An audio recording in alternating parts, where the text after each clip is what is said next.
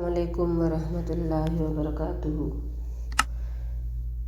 ایک نیک اور صالح بندے امام عمر بن یعقوب رحمہ اللہ کے متعلق آتا ہے کہ جب وہ رات کو اللہ کے سامنے ہاتھ پھیلاتے تو کہتے: الہی، میں وہ ہوں جسے تو جانتا ہے، میں وہ نہیں جسے لوگ جانتے ہیں۔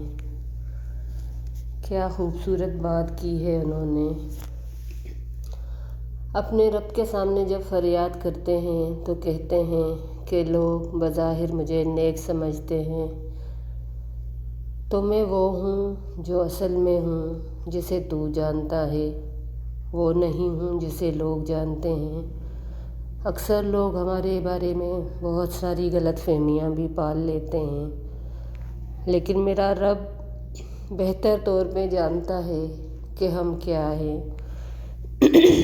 سورہ قیامہ میں آتا ہے: بَلِ الْإِنسَانُ عَلَىٰ نَفْسِهِ بَصِيرَةٌ وَلَوْ أَلْقَوْا مَعَاذِيرَهُ کہ انسان جتنی بھی عذر پیش کرے، جتنی بھی گواہیاں پیش کرے، جتنا بھی اپنے آپ کو پارسا سمجھے، لوگوں میں پارسا کہلائے، لیکن اپنے نفس پہ وہ خود گواہ ہوتا ہے۔